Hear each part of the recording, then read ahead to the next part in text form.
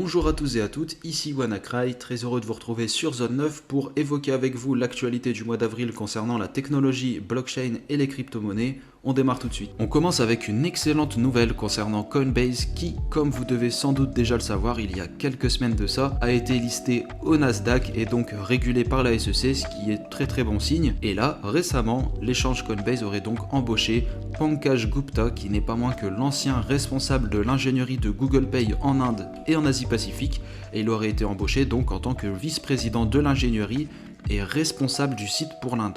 Donc c'est pas n'importe qui, et on voit là justement, comme l'indique l'article, que Coinbase a la ferme intention d'établir une présence commerciale en Inde dans l'espoir de pouvoir ouvrir un bureau physique à Hyderabad et de commencer à recruter des talents dans l'ingénierie, le développement de logiciels et le support client. Donc le rôle de ce monsieur sera de diriger et de construire à partir de zéro le centre technologique de Coinbase en Inde, donc grosse tâche pour ce monsieur. Et pour finir, l'article nous mentionne que le ministre des Finances Nirmala Sitharaman a par la suite déclaré que les régulateurs ne voulaient pas fermer toutes les options, mais étaient plutôt prêts à autoriser certaines fenêtres, donc certaines possibilités on va dire, pour que les gens puissent utiliser des actifs numériques tels que Bitcoin. Donc excellente nouvelle pour Coinbase, en espérant que ça va le faire pour eux. Il y a quelques secondes, nous parlions de la SEC, donc nous allons rester sur ce sujet-là avec le chef de l'application de la loi qui démissionne quelques jours après sa nomination. Donc il s'agit de Alex Ho, qui aurait démissionné selon lui pour des raisons personnelles. Cependant, dans sa lettre de démission qu'il aurait réalisée au président Gary Gensler, l'ancien chef de la SEC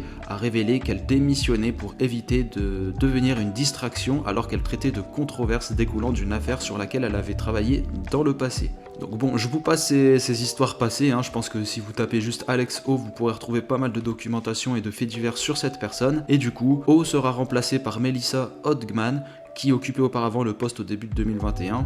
Hodgman sera le directeur donc par intérim de l'application de la loi à l'avenir, donc concernant la SEC bien entendu. La nomination de Gary Gensler en tant que président de la SEC à la mi-avril avait été considérée comme une aubaine possible pour l'espace des crypto-monnaies, parce que c'était vraiment un pro-crypto, donc avec une personne comme ça à la tête de la SEC, c'était plutôt bon signe pour l'environnement crypto et blockchain. Or là, donc c'est lui qui avait choisi justement Alex Ho. Cependant, avec sa démission, et bien maintenant il est sans son premier choix pour le rôle de chef d'application, et du coup le reste est à voir dans quelle mesure cela pourra perturber potentiellement les projets de Gensler pendant son premier mandat en tant que président de la SEC. Donc voilà, on a toujours une personne entre guillemets pro-crypto à la tête de la SEC, cependant, et on dirait qu'il y a un peu de trouble en interne, donc à voir ce que ça va donner courant 2021. On enchaîne avec Boursorama Bank, le leader français de l'information boursière en ligne, qui propose désormais à ses utilisateurs d'ajouter ses comptes externes liés aux crypto-monnaies, une fonctionnalité donc plutôt pratique qui prouve que les cryptos rencontrent un franc succès auprès des particuliers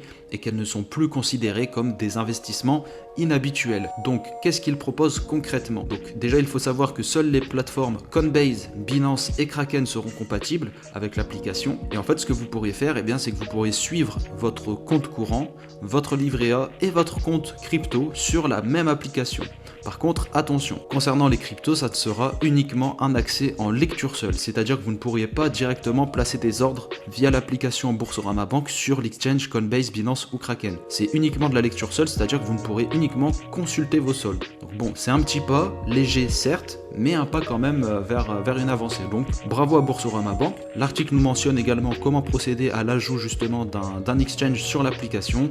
Donc vous cliquez sur l'onglet Mon budget, puis vous sélectionnez Ajouter un compte externe en bas de la page. Vous sélectionnez ensuite l'exchange en question, vous renseignez vos identifiants et suite à un petit laps de temps de synchronisation qui prendra, l'article nous mentionne ici, quelques secondes, et ensuite le tour est joué, vous avez donc tous les comptes sous les yeux. Et pour finir, l'article nous mentionne que les crypto-monnaies en France trouvent peu à peu leur place dans le secteur bancaire et que justement l'autorité des marchés financiers, donc l'AMF, tient par exemple une liste à jour des prestataires qui ne répondent pas à des critères précis pour éviter les arnaques. Pour la prochaine news, très rapide, on va parler de la Corée du Sud et du studio de jeux vidéo Nexon qui a déclaré mercredi qu'ils avaient acheté pour 100 millions de dollars de bitcoin en payant chaque bitcoin en moyenne 58 226 dollars l'unité. Leur achat de bitcoin reflète, selon le PDG, donc Owain Mahoney, une stratégie disciplinée de protection de valeur pour les actionnaires et le maintien du pouvoir d'achat de leur liquidité. Dans l'environnement économique actuel, ils pensent que le Bitcoin offre une stabilité et une liquidité à long terme tout en maintenant la valeur de notre trésorerie,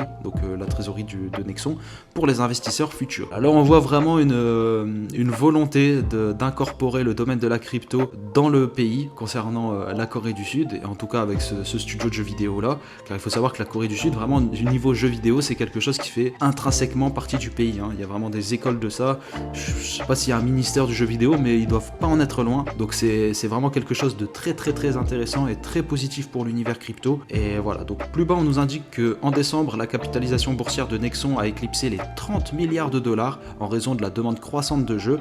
Il est connu notamment pour des jeux à succès tels que Donjon et Fighter ou encore MapleStory, et ils sont actuellement le deuxième plus grand développeur de jeux dont les actions se négocient au Japon, juste derrière Nintendo. Donc voilà, c'est pas n'importe quoi. Cependant, Donjon Fighter, MapleStory, tout ça, ce sont des jeux qui sont sortis uniquement en Corée, donc c'est normal si ce studio ne vous parle pas forcément quand j'évoque son nom, Nexon, voilà, c'est pas, on parle pas de Bethesda ni de Ubisoft ou autre, c'est vraiment côté Corée, mais c'en est pas moins une excellente nouvelle. C'était la petite news jeux vidéo, on passe tout de suite à la prochaine information. On enchaîne avec une énorme nouvelle qui date il y a précisément de 48 heures concernant VeChain qui a annoncé lancer un programme de subvention d'1 million de dollars pour favoriser le développement de son écosystème NFT en entreprise.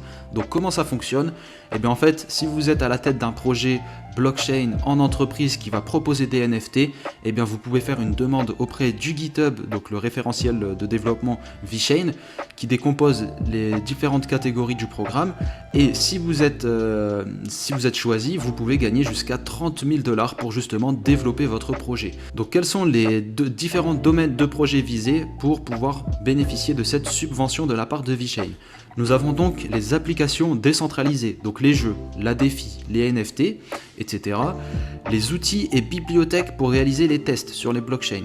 Les outils et bibliothèques pour le développement front-end, donc c'est ce que l'utilisateur verra de son côté. L'infrastructure, donc là on parle vraiment de back-end, donc c'est tout ce que l'utilisateur ne voit pas, par exemple l'explorateur, tableau de bord d'état, service de nœuds, etc. L'interopérabilité, donc le fait que les différentes blockchains, même si elles ne sont pas bâties sur le même réseau, puissent communiquer entre elles.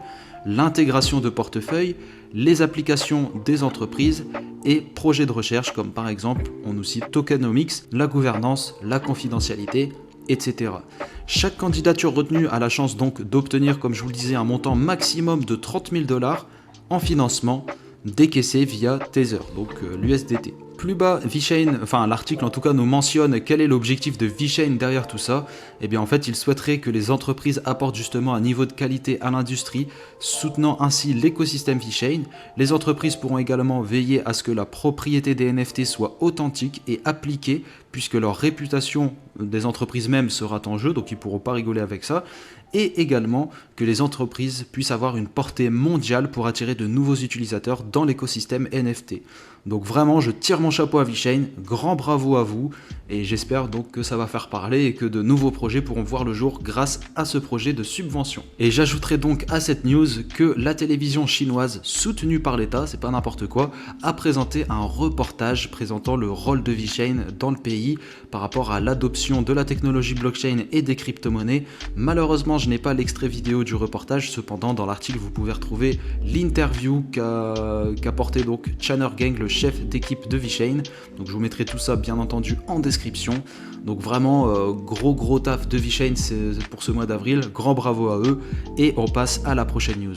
On va parler du navigateur web Opera qui intègre les Unstoppable Domains. Donc si vous ne savez pas ce que c'est, ça utilise en fait Interplanetary File System ou IPFS, qui est un système de stockage de fichiers décentralisé. Et en fait, les Unstoppable Domains, ce sont des noms de domaines en .crypto, .eth ou .zil. Donc par exemple, zone9.crypto, pour aller sur le site de Zone9 par exemple, eh bien si c'est zone9.crypto, c'est-à-dire que c'est un nom de domaine décentralisé. Donc en réalité c'est un token non fongible, un NFT, construit sur Ethereum, qui permet à un site d'être incensurable. Pour le supprimer, il faudrait donc théoriquement supprimer l'intégralité du réseau. Et un autre avantage des noms de domaine en .crypto par exemple, c'est qu'il s'agit également d'adresses de wallet qui permettent de réceptionner directement des crypto-monnaies. Donc plutôt une très bonne nouvelle concernant la masse adoption, surtout que là ça parle vraiment à tous, hein. Opera c'est un navigateur web, tout le monde va sur internet, donc vraiment grand bravo à Opera. Il mentionne également plus bas qu'à l'heure actuelle, plus de 700 000 noms de domaines blockchain ont été enregistrés et l'entreprise s'attend à ce que ce nombre grimpe fortement dans les années à venir. Voilà, c'était pour la petite news. Là, on va passer dans les informations, disons, insolites pour la fin de vidéo. C'est parti. Pour la première news insolite qui date d'aujourd'hui même, on va parler de Bekia. Bekia, c'est une petite île des Caraïbes de seulement 18 km², donc on parle vraiment d'un petit lopin de terre, mais c'est sur le point de devenir la première communauté au monde entièrement compatible Bitcoin. Dans un avenir proche, la société de développement One Bekia prévoit de construire 39 villas de luxe ici, donc sur l'île de Bekia, se vantant comme le seul développement immobilier dans les Caraïbes à accepter Bitcoin. Donc c'est vraiment insolite et c'est vraiment une excellente nouvelle pour eux. J'aimerais bien y faire un petit tour d'ailleurs, un de ces quatre. L'adoption de la crypto-monnaie est loin d'être un gadget pour eux, a déclaré Storm Gonçalves, le responsable du projet One Bekia, et il a également ajouté « C'est une réponse aux défis très réels auxquels sont confrontées les communautés insulaires, donc c'est-à-dire les petites îles, de plus en plus coupées des établissements bancaires traditionnels. » Donc plus bas l'article vous mentionne, on va dire, les difficultés que peuvent rencontrer les petites îles comme Bekia par exemple pour justement se brancher au réseau bancaire mondial. Et du coup là, avec Bitcoin, ça pourrait résoudre tous les problèmes. Pour la prochaine news insolite, on va parler de sneakers et de Dodge avec ce gif qui a été relayé de par Sneakers lors d'un tweet où ils ont mentionné « Devinez quel jour on est, Dodge Day, et demain, Dodge Day 420. Ceci n'est pas un vrai emballage de sneakers, simplement un gif Dodge cool. » Donc à travers ce tweet, Sneakers fait référence au Dodge Day. Donc le Dodge Day, c'est un jour où la communauté essaye de se motiver pour faire grimper le cours du Dodge jusqu'à 1 $. Ça a eu lieu donc le 20 avril 2020. Et du coup, voilà pourquoi Sneakers a réalisé ce tweet avec ce gif plutôt sympathique, plutôt marrant, on va pas se le cacher. Mais cependant, l'article nous fait bien de nous rappeler que les performances spectaculaires du Dogecoin ne sont basées sur aucun changement fondamental. Et ça, c'est tristement réel. C'est-à-dire qu'aujourd'hui, vous avez du Dodge. Mis à part l'envoyer à quelqu'un ou en recevoir de quelqu'un, il ne vous sert strictement à rien. C'est un jeton communautaire que personnellement j'ai pas mis un centime là-dedans. Oui, je suis sans doute passé à côté d'un bon bénéfice, mais voilà, moi je joue pas avec le feu. Là on est sur un jeton qui ne sert strictement à rien, qui est juste là pour la hype, faire parler. Mais concrètement, il n'y a aucun service, il n'y a aucun bien derrière ce jeton, si ce n'est le jeton en lui-même. Le Dodge a donc été propulsé jusqu'à la 5e place du classement des crypto-monnaies les plus capitalisées simplement par l'enthousiasme des investisseurs. Donc ce que j'en pense moi, c'est que tout ça c'est du bullshit. Derrière, il n'y a rien du tout, techniquement ça ne sert à rien, comme je vous le disais juste avant. Donc bien sûr il y a de l'argent à prendre pour le moment, mais tout ça c'est un nuage de fumée, c'est-à-dire que les plus aguerris, les vétérans du trading arriveront à sortir à temps, et quand eux vont commencer à sortir, ça va faire boule de neige car le prix va commencer à perdre 5%, 7%, 10%, 15%, et là tous ces petits investisseurs qui au fil du temps ont fait monter le prix petit à petit, vont tous sortir à la volée, et là les derniers qui n'auront pas forcément placé de stop loss au bon endroit ou qui ne sont pas forcément sur le cours à longueur de journée, eux se feront avoir et perdront énormément d'argent. Donc encore une fois, c'est un avis qui n'engage que moi, c'est mon humble avis, je ne suis pas analyste technique, ni conseiller financier, ni trader de renom, donc à prendre avec des pincettes. N'hésitez pas à me dire vous ce que vous en pensez en commentaire. En attendant, je vous souhaite une très bonne semaine, une très bonne journée, je vous laisse entre les mains de Tilt et Matt pour les prochaines analyses techniques, et je vous dis à dans 2 semaines pour la présentation d'un projet sur le plan fondamental. C'était WannaCry pour Zone 9, à très bientôt.